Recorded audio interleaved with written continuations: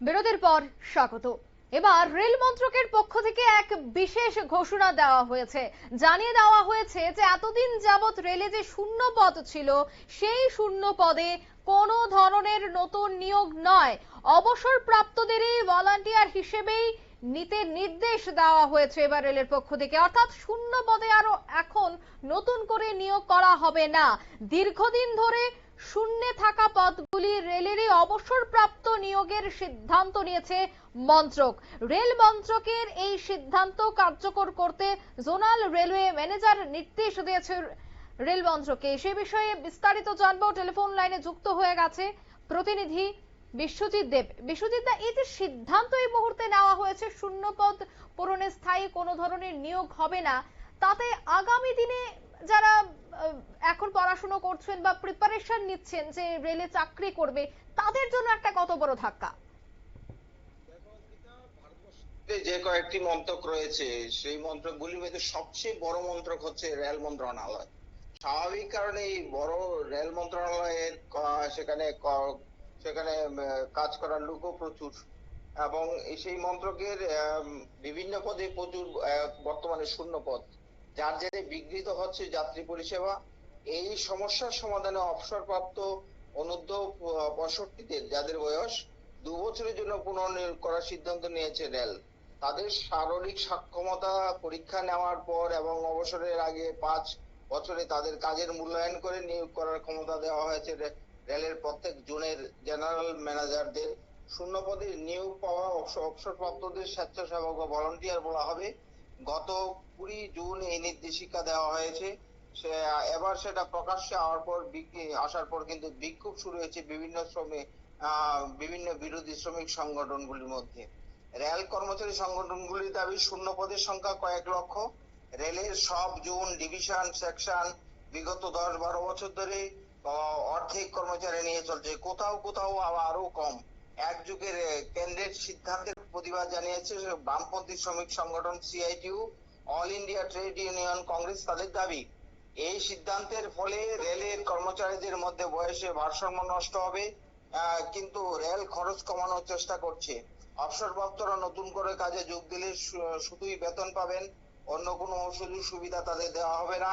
এটা বেকার যুবক যুবতীদের উপর নির্দয় প্রহার বলা চলে। রেলে এই মুহূর্তে প্রচুর শূন্য পদ। সাম্প্রতিক সময়ে রেলে দুর্ঘটনা এত বেড়ে যাওয়ার পিছনে কর্মী সংখ্যা কম হওয়াকে বড় কারণ হিসেবে দেখা দেওয়া বলে মনে করা হচ্ছে। সেই কারণে অবসরপ্রাপ্ত কর্মীদের নতুন করে নিয়োগ করার সিদ্ধান্ত নিল রেল। যদিও এই কেন নতুন নিয়োগ করা হচ্ছে এ নিয়ে প্রশ্ন তুলছে বিরোধীরা।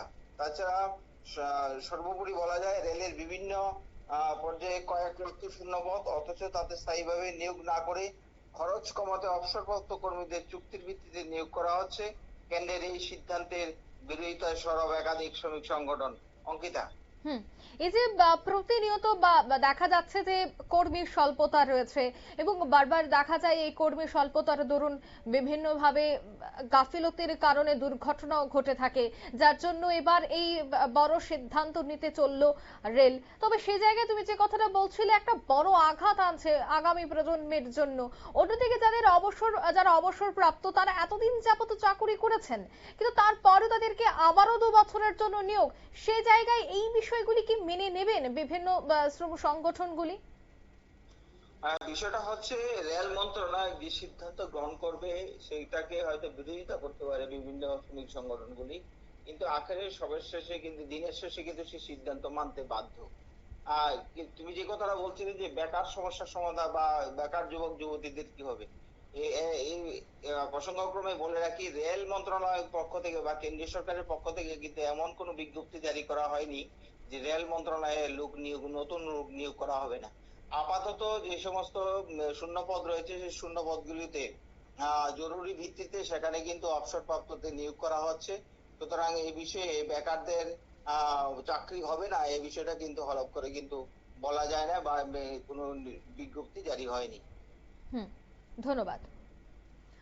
অর্থাৎ নতুন করে এখনই কোনো ধরনের নিয়োগ করা হবে না, যে অবশিষ্ট শূন্য পদগুলি রয়েছে সেখানে অবসরপ্রাপ্তদের দিয়ে আবারও কাজ চালানো হবে, যাতে কোনো ধরনের এই সময়ে দুর্ঘটনা না ঘটে। কারণ অনেক ক্ষেত্রে দেখা যায় যে দুর্ঘটনা হয় কারণ তার পেছনে কর্মীর স্বল্পতা এবং বেশ কিছু কর্মীর গাফিলতি। তাই এবার এই শূন্যপদ পূরণ করতে গেলে অনেকটাই বড় প্রসেস লাগে, পরীক্ষা নেওয়া, ইন্টারভিউ নেওয়া, একটা বড় প্রসেস থাকে। তাই এই জায়গায় অনেকটা সময় অতিবাহিত হয়ে যায়। তাই এই সময় যেন নষ্ট না হয় তার জন্য অবসরপ্রাপ্তরা, কারণ তাদের কাছে অনেক অভিজ্ঞতা রয়েছে, তাই অবসরপ্রাপ্তদের দিয়ে কাজ চালানোর এবার সিদ্ধান্ত নিয়েছে রেল দপ্তর, রেল মন্ত্রণালয়। কিন্তু এই বিষয়টা নিয়ে কিন্তু এবার বিরোধীরাও সুর চড়াতে শুরু করেছে, কেন অবসরপ্রাপ্তদের দিয়ে করা হচ্ছে, কেন নতুন নিয়োগ এখনই হচ্ছে না।